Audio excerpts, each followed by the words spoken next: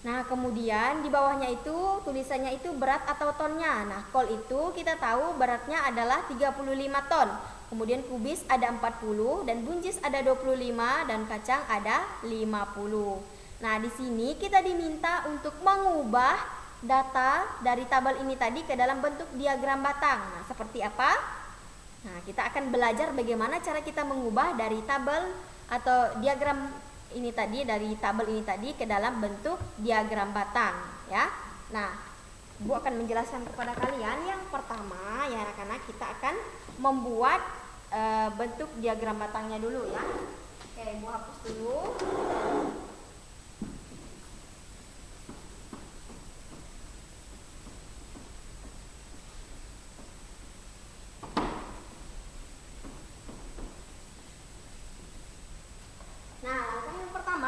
Kita akan membuat diagram batangnya dulu, ya. Nah, di sini kita tulis berat sayuran atau ton, ya.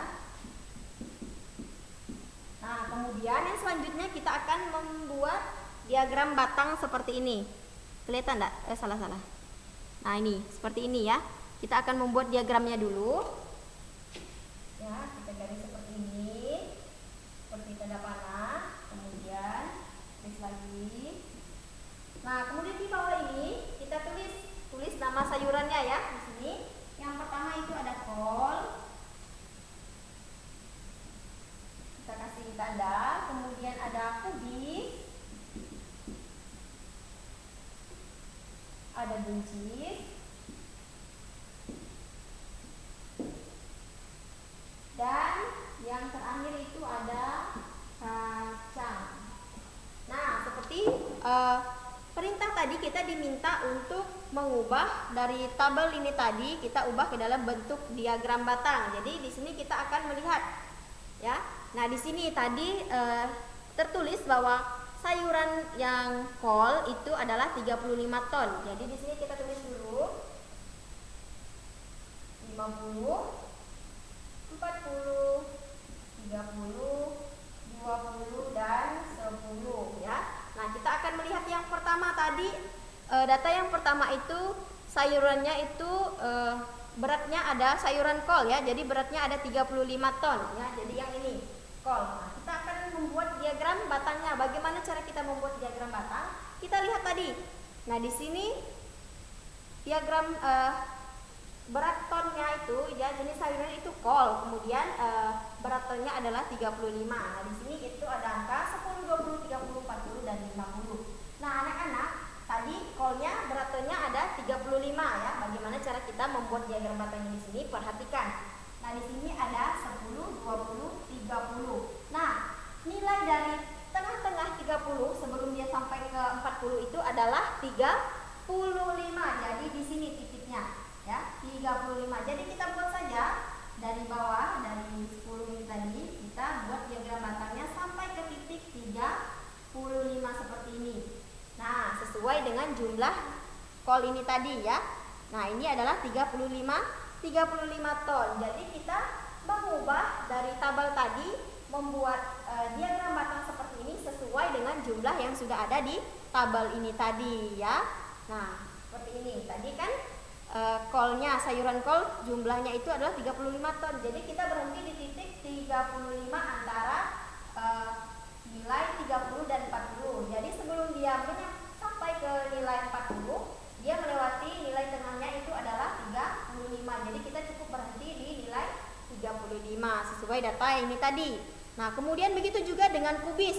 Nah, kubis ini jumlahnya adalah 40 ton. Nah, ini di kubis. Nah, kita cari. Nah, ini jumlahnya tadi 40 ton. Jadi kita buat diagram batangnya sampai kepada titik ini 40 ton, ya.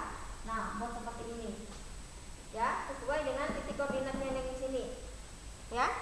Nah, seperti itu. Nah, ini kubis tadi kita tahu jumlahnya adalah 40 ton. Nah, kita buat seperti ini sampai di titik 40.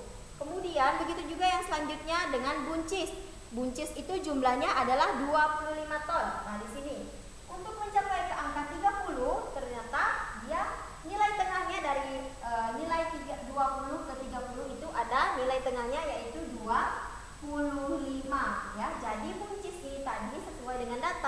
tabel ini tadi dia jumlahnya 25 ton, maka kita akan menggaris dari bawah sampai ke titik ini tadi 25. Nah, kita garis saja dari sini sampai ke titik ini sesuai dengan jumlah yang sudah ada di tabel ya. Jangan sampai menyimpang atau tidak sama dengan jumlah dari tabel ini tadi. Jadi kita sesuaikan dengan tabel yang sudah ada, kita ubah ke dalam bentuk diagram batang. Begitu juga seterusnya dengan yang kacang ya. Kita tahu tadi berat tonnya itu adalah 50. Nah, ini di paling akhir, paling atas ya, beratnya adalah 50. Kita tinggal buat saja diagram batangnya seperti ini sampai kepada garis yang 50 ini tadi ya. Jadi mudah sekali ya anak-anak. Ini adalah contoh bagaimana cara kita mengubah dari bentuk tabel ya, data dari bentuk tabel ke dalam bentuk diagram batang. Jadi kurang lebih seperti ini ya. Kita berpatokan dengan tabel yang di atas ya, dengan data-data yang sudah disiapkan di atas bagian, baru kita mengubahnya ke dalam bentuk diagram batang seperti ini ya. Oke, paham ya anak-anak? Nanti kalau ada pertanyaan atau ada yang belum kalian pahami, tolong bertanya ya, atau bisa kalian langsung WA ibu saja ya, apa yang belum kalian pahami ya. Nanti ibu akan menjelaskan kepada kalian. Oke. Nah, anak-anak, sampai di sini dulu pembelajaran kita pada pagi hari ini, yaitu tentang penyajian data. Semoga materi yang ibu sampaikan hari ini bisa kalian mengerti dengan baik, bisa kalian pahami dengan baik juga ya. Jadi ingat ya, untuk menyajikan sebuah data ke dalam bentuk tabel, diagram batang, diagram garis, diagram gambar ya, kita harus mengurutkan data itu terlebih dahulu dari data yang terkecil sampai ke data yang terbesar. Nah, ketika sudah diurutkan, maka kita akan lebih mudah jika ingin memasukkannya ke dalam bentuk tabel ya. Jadi ketika sudah dimasukkan ke dalam bentuk tabel, maka kita akan mudah sekali jika kita ingin mengubahnya ke dalam misalnya bentuk diagram garis, diagram batang, diagram gambar, dan diagram berbagai diagram lainnya ya. Jadi seperti itu. Jadi kita harus urutkan terlebih dahulu datanya dari yang terkecil sampai ke yang terbesar. Oke anak-anak, sekian dulu pembelajaran kita pada pagi hari ini ya di matematika tentang penyajian data. Semoga materi hari ini bisa kalian pahami dengan baik. Terima kasih untuk kalian karena sudah menyaksikan atau maksudnya sudah belajar bersama-sama dengan ibu hari ini. Ibu ucapkan terima kasih. Semoga ilmu yang ibu sampaikan bisa bermanfaat. Nah, kemudian anak-anak di sini kita akan berdoa bersama-sama untuk menutup pembelajaran kita pada pagi hari ini. Ibu akan memimpin kita dalam berdoa. Mari kita angkat tanda tangan kita dalam nama Bapa dan Putra dan Roh Kudus. Amin. Salam Maria, penuh rahmat Tuhan sertamu, terpujilah engkau di antara wanita dan terpujilah buah tubuhmu Yesus. Santa Maria, Bunda Allah, doakanlah kami yang berdosa ini sekarang dan waktu kami mati. Amin. Kemuliaan kepada Bapa dan Putra dan Roh Kudus seperti pada permulaan, sekarang dan selalu sepanjang segala masa. Amin. Dalam nama Bapa dan Putra dan Roh Kudus. Amin. Oke anak-anak, sekian dulu pembelajaran kita pada pagi hari ini. Sampai berjumpa lagi di pembelajaran yang berikutnya. Jangan lupa tetap jaga diri, jaga kesehatan ya, tetap patuhi protokol kesehatan, jauhi kerumunan, dan tetap cuci tangan ya sebelum kalian makan atau kalian pulang berpergian dari luar ya. Jadi anak-anak, ibu ucapkan selamat pagi, selamat beraktivitas, Tuhan Yesus memberkati. See you, bye bye.